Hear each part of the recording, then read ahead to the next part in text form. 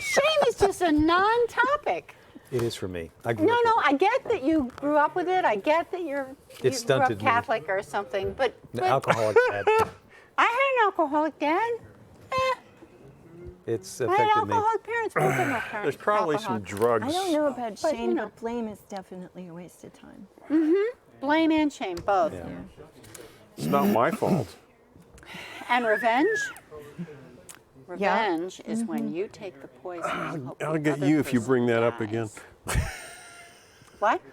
I'm trying all these negative I thought revenge was negative mindsets dish out. best served cold. Yes, that too. But only if you're Richard II. So it has that in We're live. It has that in common with asparagus, huh?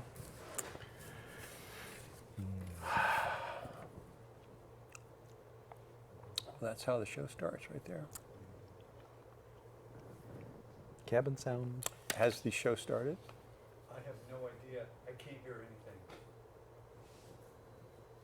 It looks like it. There's no studio sound. Okay, put it down. No studio sound.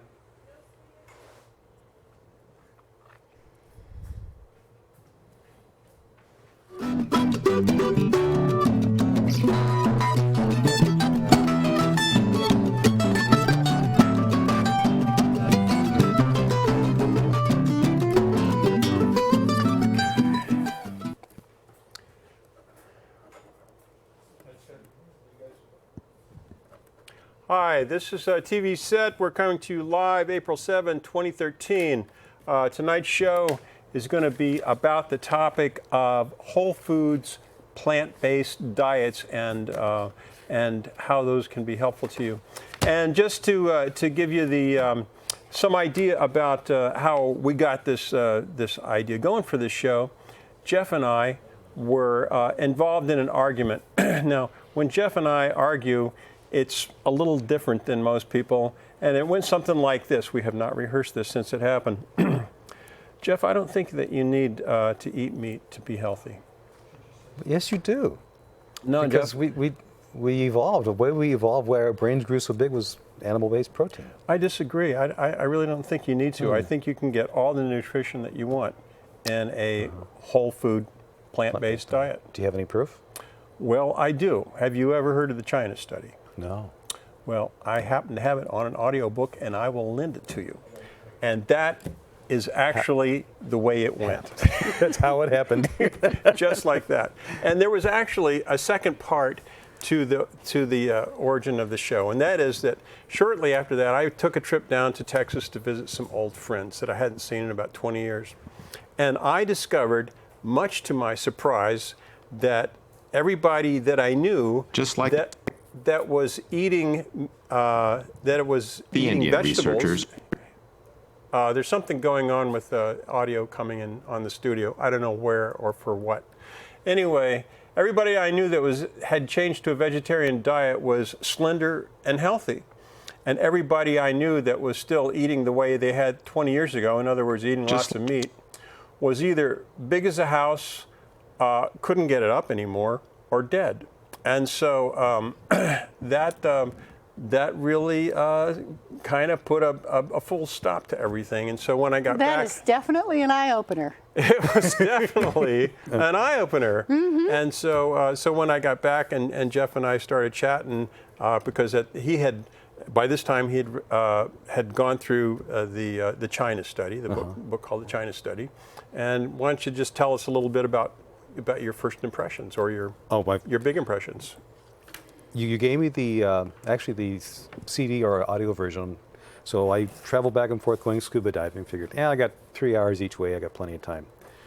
I'm driving along and listening to this. My jaw's about breaking the wheel. I just can't believe it. And then they was going through study after study. Since when do you get a study that says, if we get 5% or less animal-based protein in your diet, you have 0 incidences of cancer. If you put it up to 20% animal-based protein in your diet, it's 100%. That just doesn't happen in research. And then it was replicated twice, 2 different times. I was just sitting there going, okay, now you got my attention. now that I started listening, I'm just sitting there going, I kind of felt like the same way I felt when I first heard about peak oil. I've been lied to. Absolutely. And that was kind of my eye-opener. And then so now we're just doing this radical diet, at least I'm doing it, radical diet change. Well, there's some people that would think that open heart surgery is radical. That's true. As opposed to a vegetarian diet, which is not so radical. It's just, Actually, we all eat vegetables, right? well, actually, let's say whole foods, plant-based diet. Whole foods, plant-based Plant-based diet. Well, one of the things that the China study and this film that we all watched, which was called Forks Over Knives, and the forks, of course, are referring to forks that you would eat food with over knives, and it's like a physician's scalpel. In other words, if you eat well, If you eat well, you don't go under the knife. you don't go into the knife. That's the concept. Was that in the early days of nutritional science, when protein was discovered, they discovered that protein was important to health. You needed protein, and so it was thought that since it's good, a lot would be better. And so, so the Western diet has continued along those lines of trying to increase the nutrient density and the amount of protein. And animal protein, of course, is a very nutrient-rich form of protein. Well, the animal-based protein was considered the rich food. You could go all the way back to the times of the Romans. Even what Socrates, Hippocrates talked about this, and they knew it was the rich man's food. But even was it Hippocrates said it's better to heal yourself with food or nutrition than to see the doctor. Yes. And I know I'm kind of butchering the quote, but with something along those lines, I'm sitting there going, okay, this.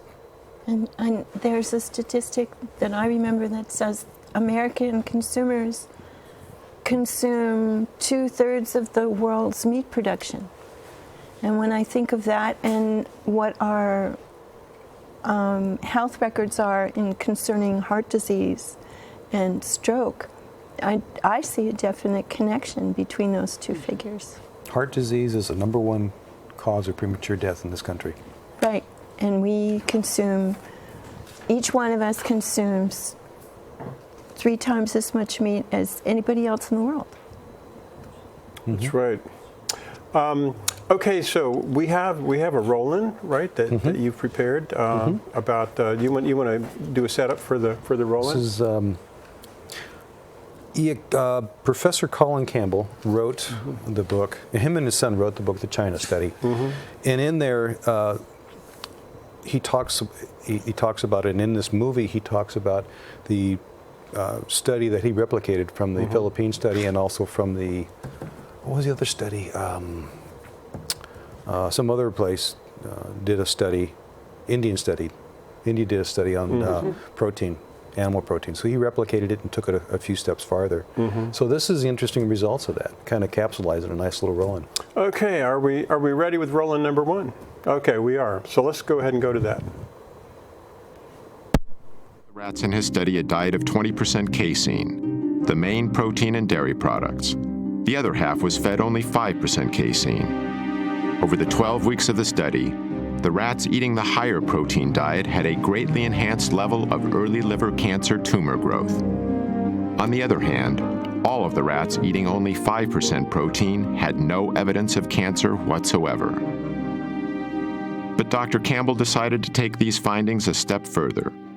This time, instead of keeping his test rats on the same diet throughout the study, he kept them in one group and switched their diets back and forth between 5 and 20% dairy protein, doing so at 3-week intervals. The results were astonishing. Whenever the rats were fed 20% protein, early liver tumor growth exploded. But when the same rats were given 5% protein, tumor growth actually went down. I mean, this was so provocative, this information.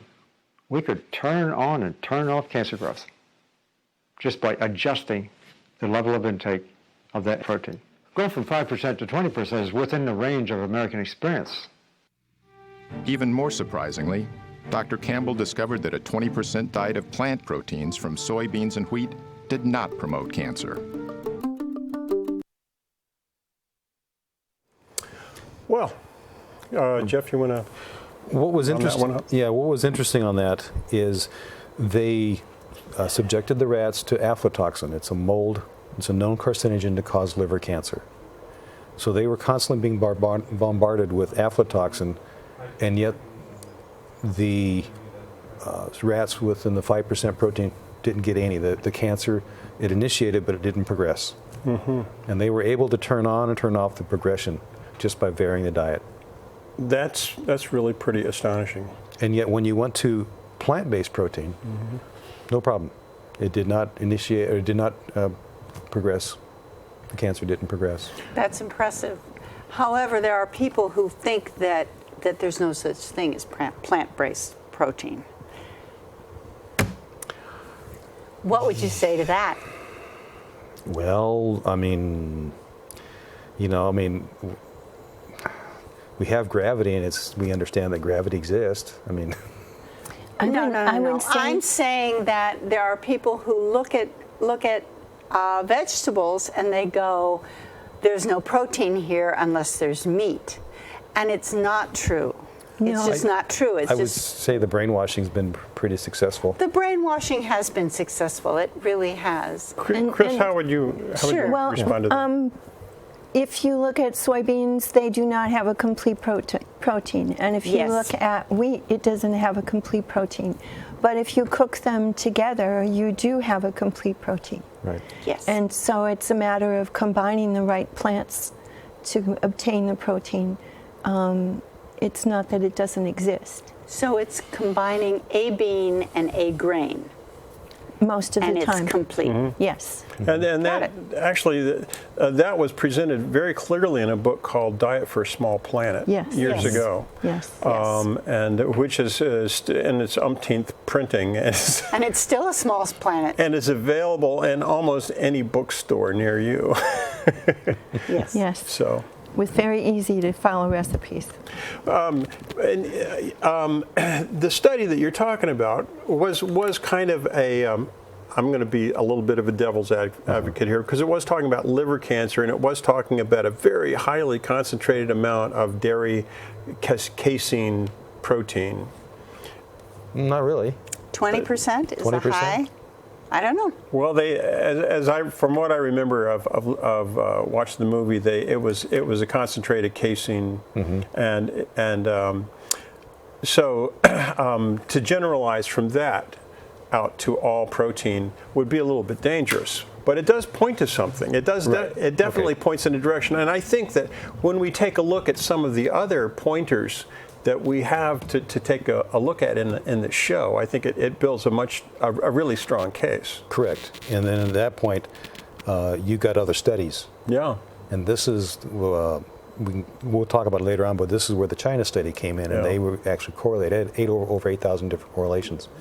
I think one thing, getting back to what you were saying about combining foods, in our country, we have, in this Western culture, we have an idea. We want to get so reductionist. We want to get it down to one item. We want to isolate, like the omega-3. So we say olive oil is really good for you because it's high in omega-3s. Well, that's not the whole story. The whole story is it does have some omega-3s. It's trumped up. It's sold to us.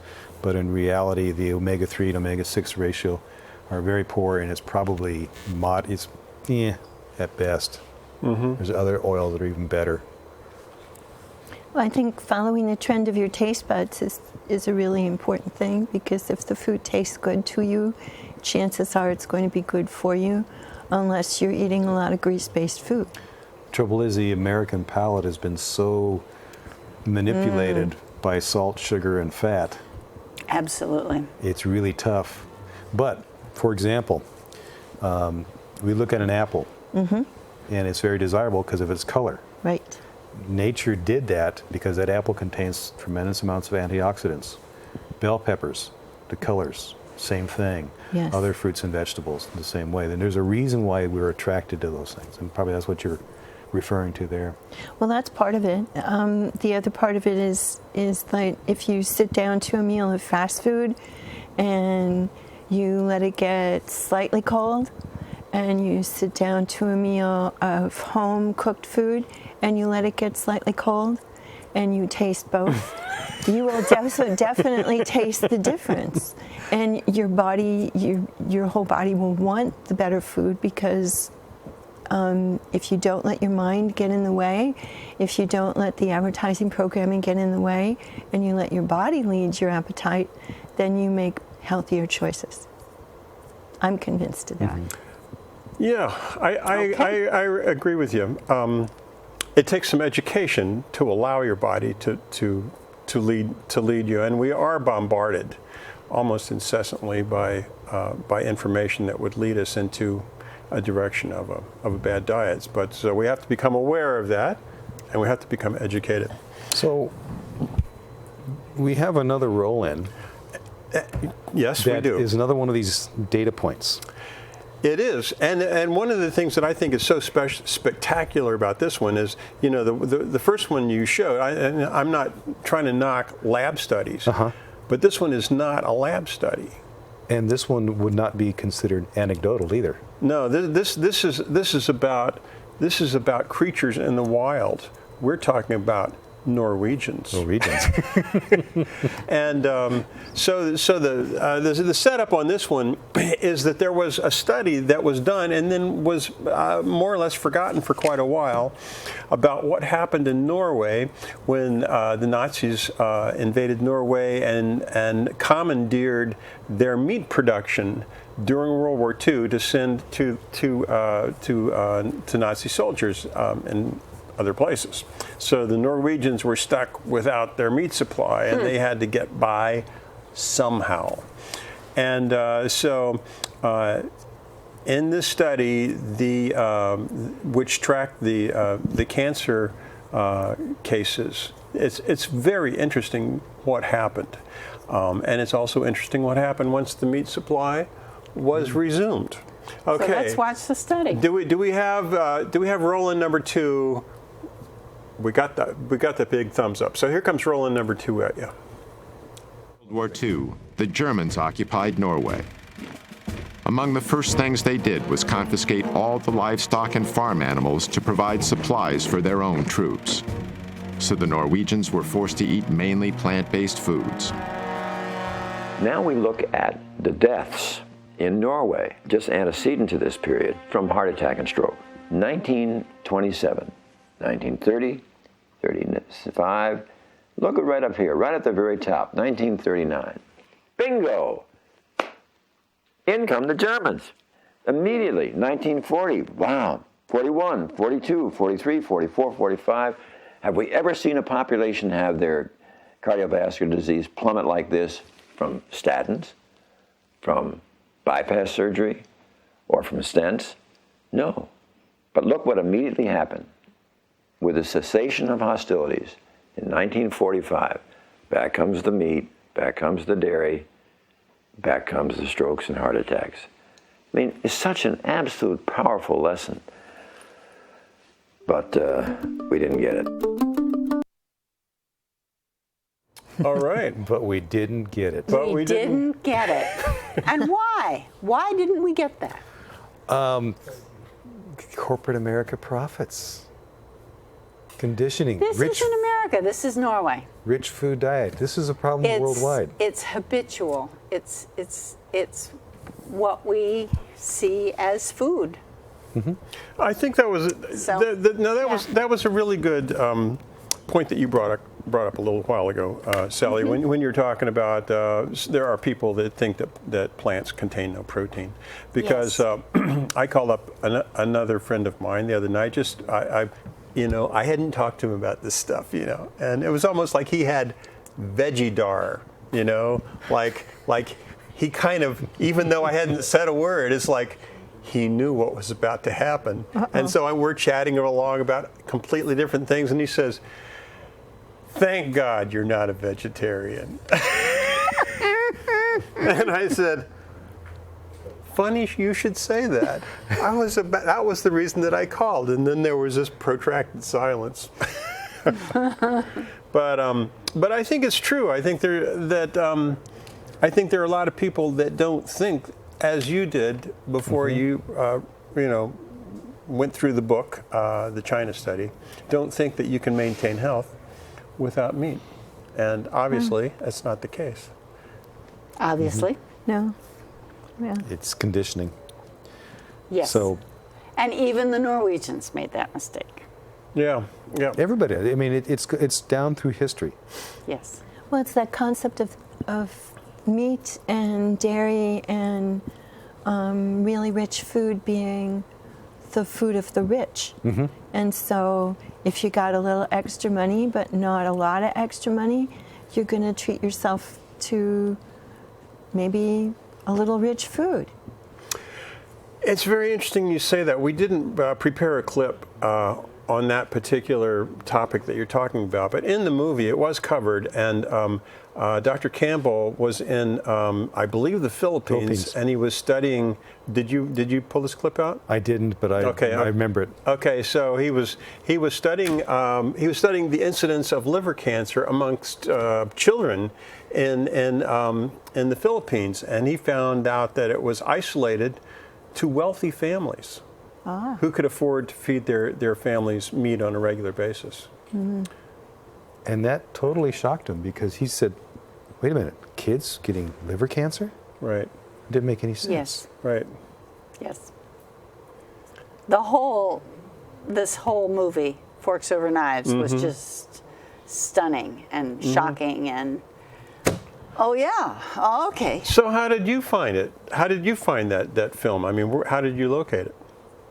Oh, it's on Netflix. You just go on Netflix and put Forks Over Knives in the little find it box, and there it is. There it was. There it is. And Forks Over Knives, the title again comes from forks over knives. A fork would be like an eating utensil. Knives would be like a surgical instrument that it would be preferable.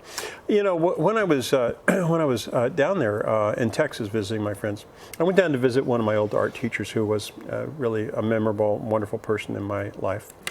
And he had become a vegetarian 5 years ago because he was having problems with high blood pressure and all that kind of stuff. And he was taking pills for that, which caused other problems. And he had to take pills for that, which is causing other problems. And it was just, it was, really sending his whole system kind of gyrating around. And so then he found out about the China study and went on a total whole foods, plant-based diet.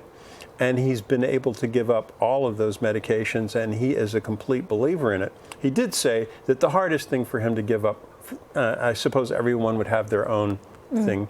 For you, it's sour cream. For him, it was cheese. And he said that one's really addicting. But he lost a lot of weight. He's able to manage his blood pressure. Everything's fine. He's healthy as can be, and so he was a true believer. Well, you've got a little testimony about that too. Well, I've been a vegetarian for 40 years. 40 years. 40 years. 40 years. That's not to say I never eat meat. I eat meat on my birthday. And if someone invites me over, I won't not eat their food. But I don't miss it. The thing that I found the most difficult to give up was bacon. Yeah. And the smell of cooking bacon will still make me salivate, but I know I won't like the taste of it. And that's one of the perks, is that if you give meat up, after 3 to 6 months, it doesn't even taste good anymore. So I'm not tempted at all. And so at your age? I'm 65, and I gave over 8 gallons of blood to the Red Cross. In one shot? In those 40 years. And I have no prescriptions for anything. I have good blood pressure, no diabetes, my bones are strong. Good for you. Speaking of diabetes, it was interesting. There were several people that I wanted to re-meet when I went down to Texas, and another one was one of my old roommates, who is a pharmacist. He sells pills and medicine to people that are sick. Yes. And so when I went down there to see him, he said, "Forks over knives." And I said, "What?" And he said, "Forks over knives. Have you seen it?" I said, "What the hell are you talking about?" And so he says, "Let's go to my house." So we jumped in his car and we went to his house. He lives out in the country. He has his big screen TV, puts the video on, and it's, forks over knives, as we're talking about. He's a pharmacist. He sells pills. He had diabetes. He had a whole pharmacy full of drugs that he could get for nothing. The price was no object, but it was starting to, his system too was also starting to gyrate, and he was having to take other pills to compensate. And so then he saw the film, and he said within 3 months he could stop, taking insulin as he had been, and as he was completely eliminated insulin. His weight has dropped, blood pressure fine, everything good. So it was a total wake-up call. Yep. And both of them happy, standing there. I mean, it's not like, I ate half a cow before I jumped on a plane or anything like that. I before I went down there, I ate very little meat anyway. And now since I've been back, I'm trying to strictly avoid it. Although, it's hard to dodge the beef. It's It's hard to dodge animal protein. Well, they said it in the movie, if you keep it down below 5%. I'm well below that. There you go. For me, I said it because you will find animal-based protein in almost all parts of any food that's even remotely processed, slightly processed added stuff. So I said, okay, maximum target of 5%. All the case studies have proven when you hit 5% and less, then you really start seeing the benefits. Yeah. Now, how much is 5%? Typical male caloric intake, 2,500 calories a day. 5% is 1 quarter-pound patty. Wow. That's it. I highly all you recommend get. vegetarian patties. They're very tasty. They are. And you could They are, I agree. You could even get by without that. Yes. True. So we have another roll-in that's since I'm the relentless timekeeper here, and then after we come back from that, I would like to hear the poem that you wrote, Chris. Okay. I kind of threw down the gauntlet this morning. We were at a poetry writing meeting, and so I, before she could get out the door, I grabbed her and I said, "Hey, Chris, can you come up with a poem about whole food, plant-based diet by 5 o'clock tonight?" She said, "Okay." Good. Okay. So, but we have a roll-in, and it's this one is about has to do with prostate cancer, and so we're gonna take a look at this one. Are we ready for roll-in number 3? Okay, we got the thumbs up on that one. This is our roll-in. Japan in 1958. How many autopsy-proven deaths were there from cancer of the prostate? 18. 18 in the entire nation. That, to me, was about the most mind-boggling public health figure that I think I'd ever encountered. In the same year, the U.S. population was only about twice the size of Japan's. Yet the number of prostate cancer deaths exceeded 14,000. Dr. Esselstyn also discovered that in the early 1970s, the risk for heart disease in rural China was 12 times lower than it was in the U.S. And in the highlands of Papua New Guinea, heart disease was rarely encountered. The link he noted between all the areas he studied was simple. Virtually, the Western diet was non-existent. They had no animal products. They had no dairy, no meat. Okay, so we're back, and we have Chris Damien to read for us. She wasn't really sure before she came here if she really wanted to put on the mantle of show poet, but here she is. Okay. Preparing the homegrown vegetarian. Gather awareness like ingredients. Read The Jungle. Read Lord of the Flies. Think about Pork Chop Hill and the smell of rotting meat in the summertime. Ask yourself, what's in this hot dog? The newsman says the meat of as many as 90 cows can be in one mass-produced burger. Hear a former meat packer say, you don't expect him to throw out thousands of bucks of sausage mix for one measly thumb, do ya? Feeling trapped, isolated, and in the dark at work, in jobs we hate, we think, hey, no one's called me Wiener Schnitzel yet. Do the prep. Read ingredient labels and fat content percentages. Learn how the chicken skin became that golden color. Buy local produce. Eat fresh, not frozen. Cook at home. Touch the green beans before you cut them. Notice the small cathedral of bones in a chicken breast. Expand your spice cabinet.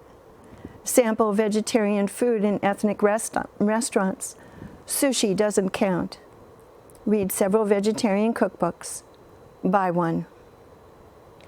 Cook slowly, turning several times. There's no rushing this dish.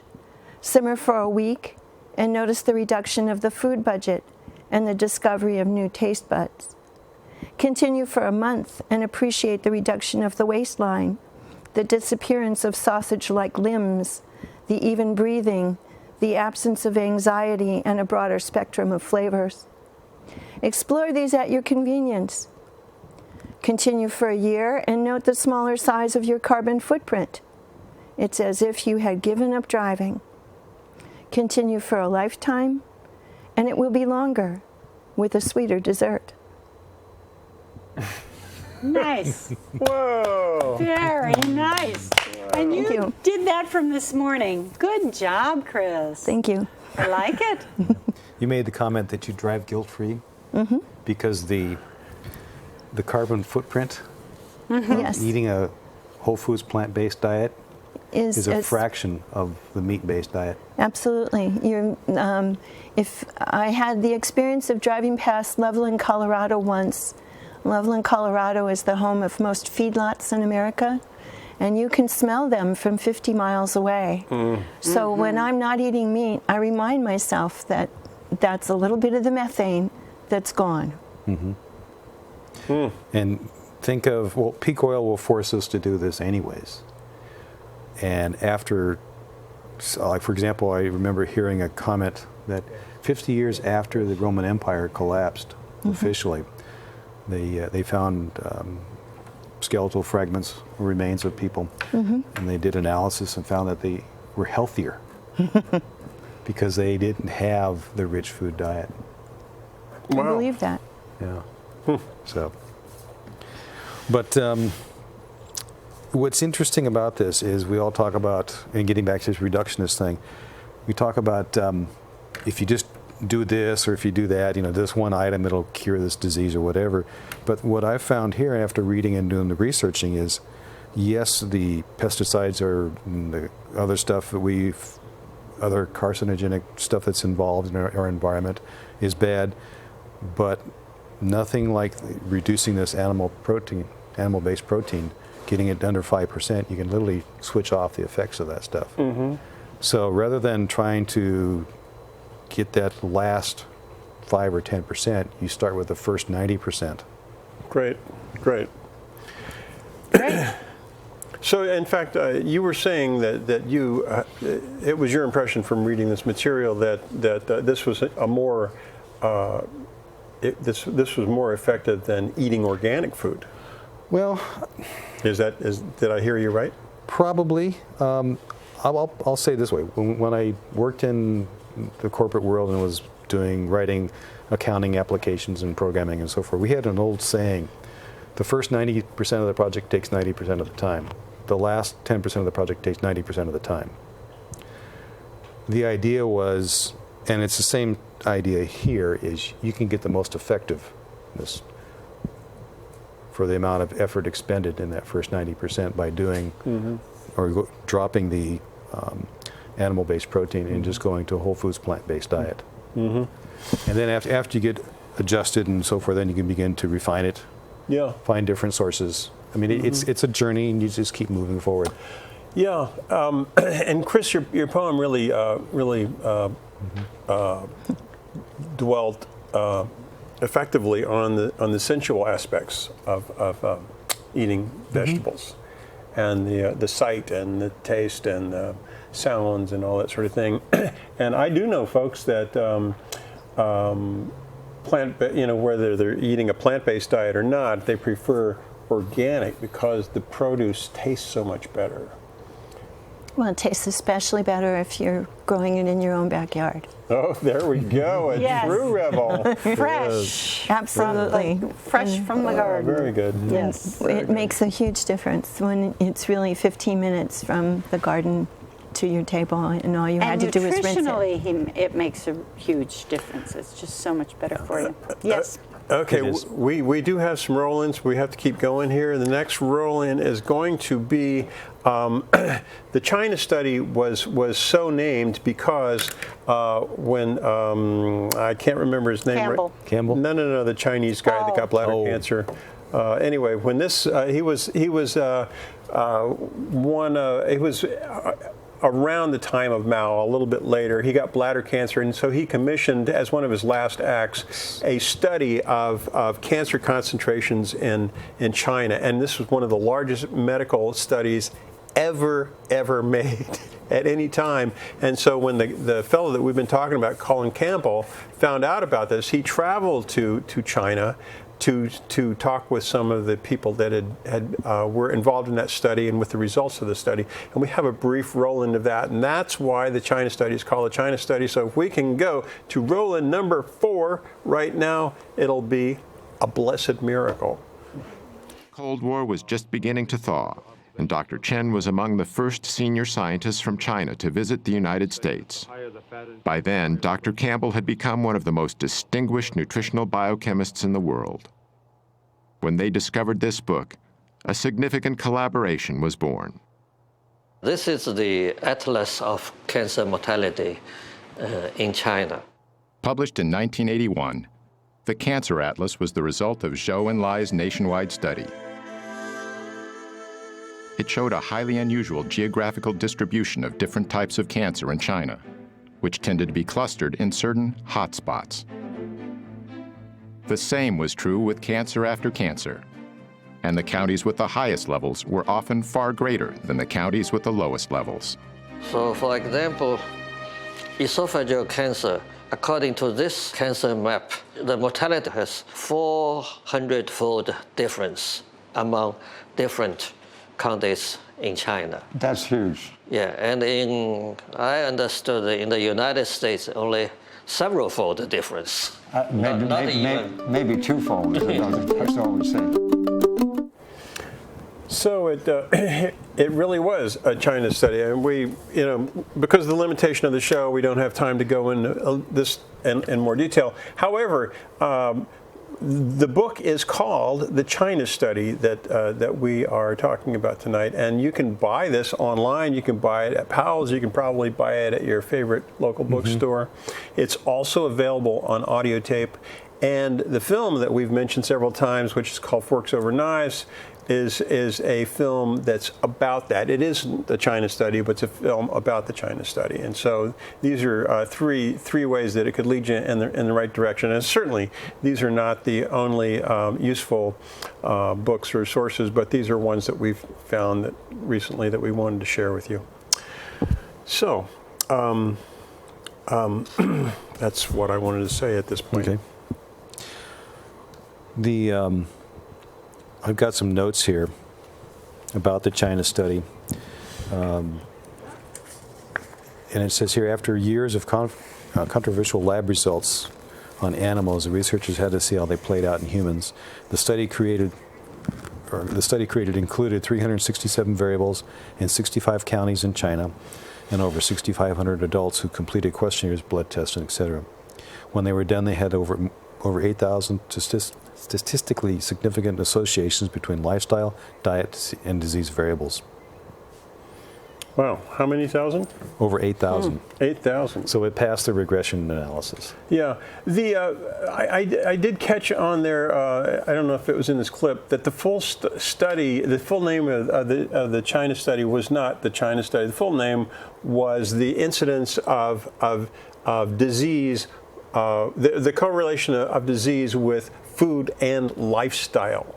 So there are all those things. So food isn't the only part, but it's a big part, and that's the part that we're talking about tonight on our show.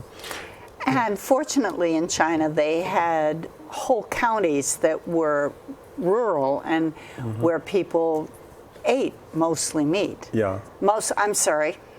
Ate very little meat and mostly vegetables. And that was not unusual, except in the big cities, which when we saw the maps, most of the big cities were bright red. Yeah. Bright red.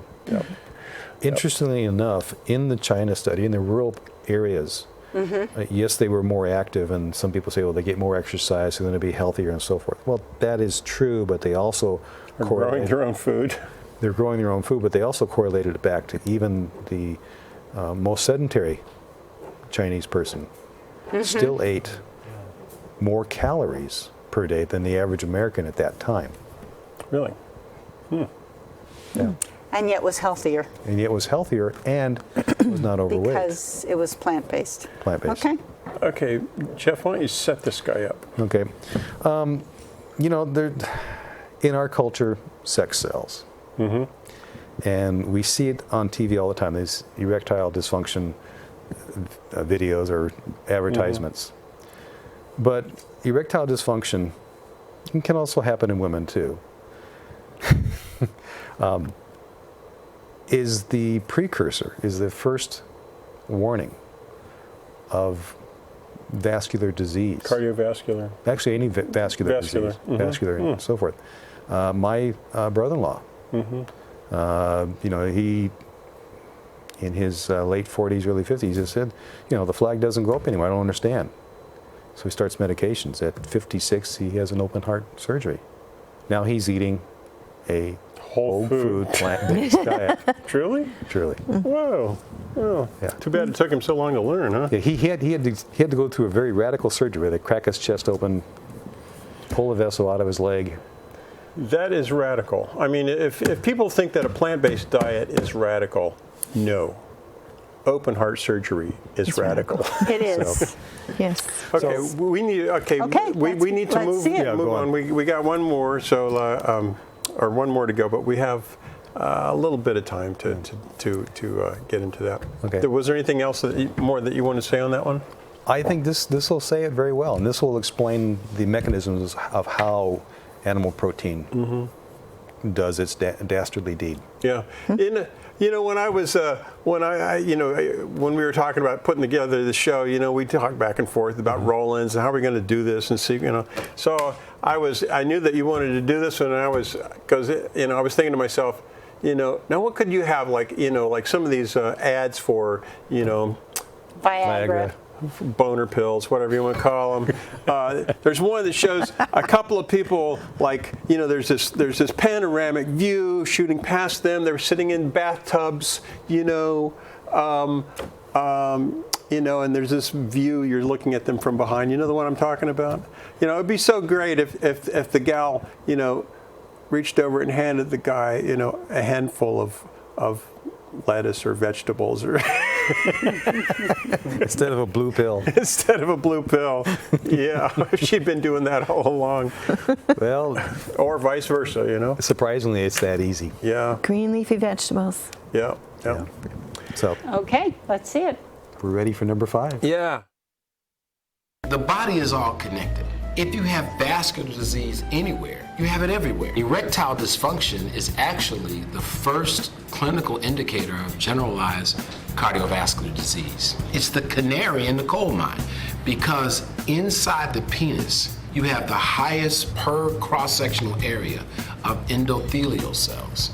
And endothelial cells are what are responsible for the initiation of increased blood flow to create an erection. And the diseases that damage the endothelial cells were diabetes, high blood pressure, elevated cholesterol, and things of that nature.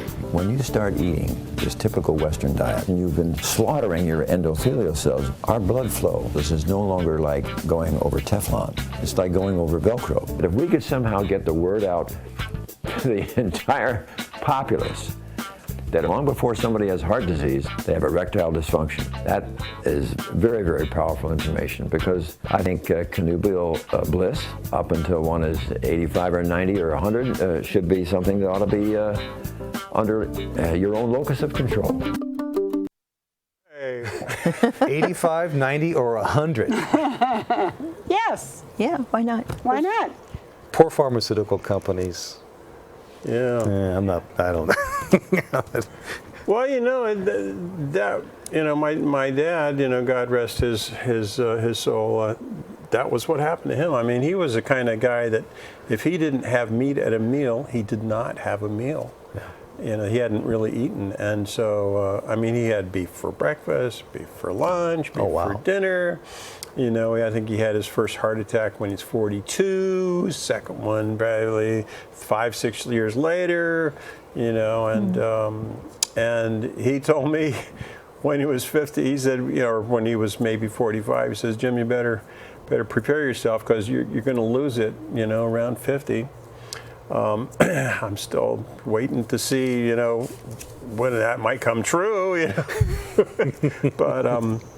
But that was exactly what happened to him. That they didn't have anything like Viagra at the time. So he pretty much, that was a past part of his life at 50, and then he was dead 9 years later of a heart attack. Yeah. Mm-hmm. My grandfather, I don't know the full details, but I know he died in his early 50s of heart attack. Mm-hmm.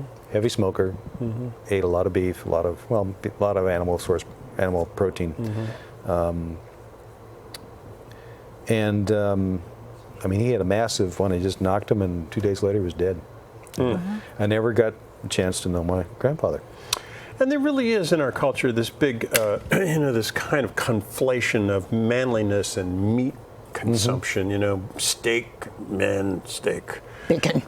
Bacon. Bring home the bacon. Bring home the bacon. And it's ironic, an ironic thing that this film is pointing out, and that is kind of the reverse. That it's Yeah, and also for women, you probably should know this too. The clitoris can suffer from the same problem. Things just don't work, as one person once said. So it affects women too. Mm-hmm. It's good to know. Yeah. Yeah. Well, I'm glad I'm a vegetarian. So I had really had fun cooking dinner for the crew tonight. I usually make beans, but I had a special fun with them tonight, because I was actually yesterday I was working on them, but I was using peppers and I roasted the heck out of them, like poblanos and Anaheims and some jalapenos, and I roasted them until they were just blackened as could be. I put them into a paper bag, tighten it up really good, let them sit for a while, and then after about 5-10 minutes, I sliced them open, and the black just slid right off, and they had this delicious smoky flavor inside. Took out the seeds, sliced them up, put them in. The flavor was so great. I didn't use any spice in those beans. There was no spice at all. It was just beans, just garlic, peppers, and onions and peppers. Yeah, fabulous. It was just the contents of the food, and I really had fun with that. I love making beans, and of course I put some green peppers in at the end, a little bit of lime juice. Yum yum. And they were good.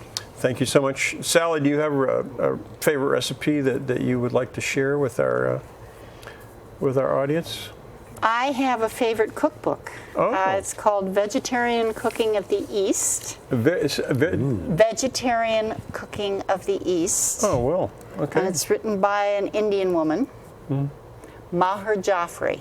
I can't remember exactly how to spell it, but it's a wonderful cookbook, and my favorite recipe, and it's a recipe that that I made when the kids were vegetarian in high school, and I'd make it every Thanksgiving, and everybody loved it. So it's now part of our Thanksgiving menu. It's lentils and spinach. Oh. Yum, yum.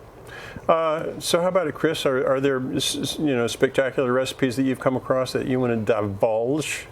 I really like a quick recipe called bulgur wheat pilaf, which you use cracked wheat and you stir fry vegetables of your choice, and you put in the cracked wheat and then you steam it.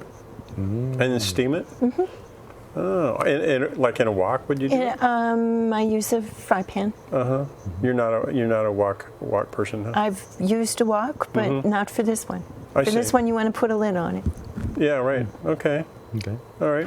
So Jeff, how about you? This week I made 2 different dishes, pretty much a variation of this. I basically took a whole onion and a bell pepper and caramelized them, put in some garlic, ginger, chopped up a whole bunch of spinach, went ahead and steamed some butternut squash, put the butternut squash, put the, and then on the saute, on the stir fry portion, at the very end I added a couple cups of spinach, so it was just lightly roasted spinach, put this mix over the squash, and then topped it with a marinara sauce. That sounds yummy too. Sounds good.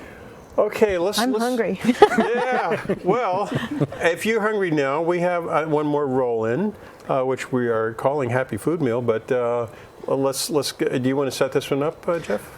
This is where Dr. Esselstyn, Caldwell Esselstyn, what he does is he spends up to 3 hours with each patient, and a lot of that initial 3-hour consultation is in showing them how to prepare a meal. And he works with them, showing them how to prepare a meal so that they have good follow-through and they have very successful with it. And here's a story of one gal who was struggling with making the transition. For whom it did not come easy. For whom it did not come easy. Okay, that would be roll-in number 6. Sandera Nation's journey to better health wasn't easy at first. It was a little hard because I've been eating fatty foods and grease and everything 38 years, as long as I can remember. So it was kind of hard to go from that to changing the next day completely.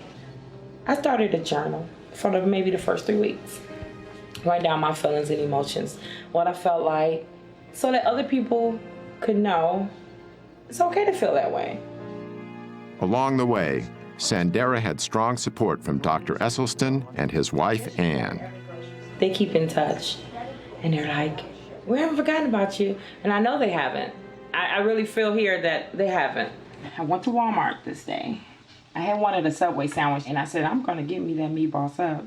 I then received a call while I was at Walmart from Mrs. Esselstyn, as if they knew I was weak at this moment. She stated, promise me you will not eat anything from Walmart. Gave me chills to know that she called at that moment. Therefore, I left the store without getting that meatball sub. Good for her. Bingo. Yes. Bingo. It does take some, Strength. strength at the start. Yeah. Interesting enough, the gal we were just talking, or the Roland was just describing, she suffered from diabetes. She worked at a diabetes clinic. Yeah, ironically. And because of her diet change, she was able to go off her medication. Her type 2 diabetes reversed. And her doctor at the clinic was going, you did what? You're off your medication? What? And yet her sugar just stabilized, and she lost, I think, 25 pounds, 30 pounds? Yes. I'd also like to put in a plug for Arabic food. There's an awful lot of wonderful Arabic food, like hummus and baba ganoush and tahini sauce. And tahini sauce, of course. Anne loves an Egyptian dish called ful, F-U-L. Yes. And anybody here into like a Mediterranean kind of cuisine? I mean, because some of the Arabic food and the Mediterranean cuisine, there's a lot of overlap. And I mean, Very much. this stuff is I like it very delicious. much, yes. I mean, it's not like you're not giving up anything. Chickpeas are a wonderful thing. Oh yeah. Yes, they oh are. yeah. Yeah. No, if anything, the food tastes better. Yeah. And yet it is tough because when you go out to eat, what do you get? You get Mexican variation of sugar, salt, fat. Mm-hmm. You get Italian variation of sugar, salt, fat. Jeff, In this this is town- Portland. You can get vegetarian anywhere you go. You just say, I'm vegetarian, what do you have? This is the and it's on the menu. This Not is only that, you can eat the world in this town. You can go to every country in the world Yes. without ever leaving Portland and sample their cuisine. Yes. Yeah, but what do I do when I'm visiting my daughter in Don't Tri-Cities? go. Have her come here. So we're getting down to the end here. I wanted to say that we have International Cartoon Time, which is going to be a bit brief, and I also have some footage from the World Social Forum, which happened in Tunisia this year. And I really wish that I could have gone. I was not able to go, but if we could go to that roll-in, that would be spectacular. Okay. Please.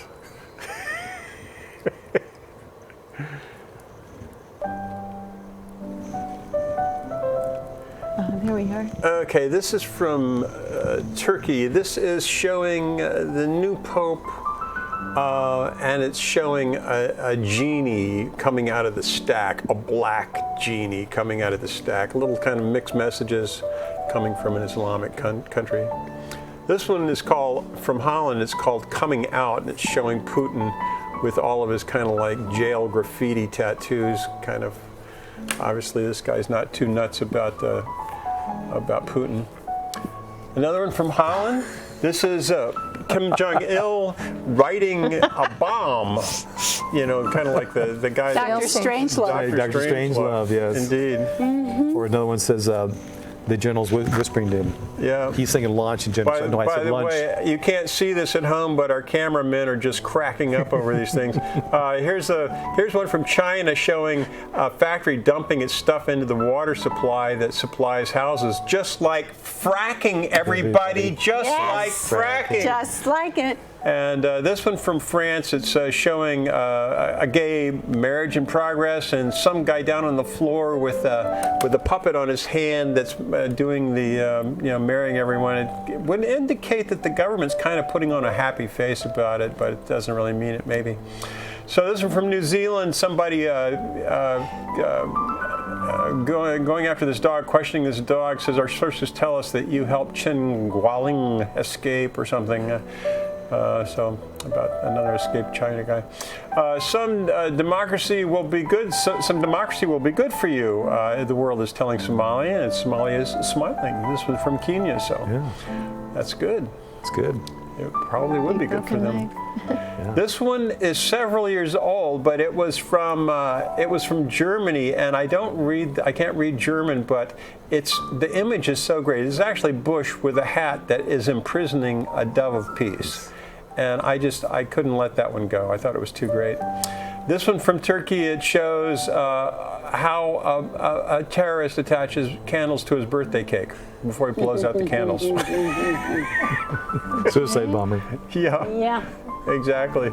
Yeah. Oh, dear. And this is the last one from Italy. It shows Kim Jong-il as a porcupine. That's about how he's being. Yeah.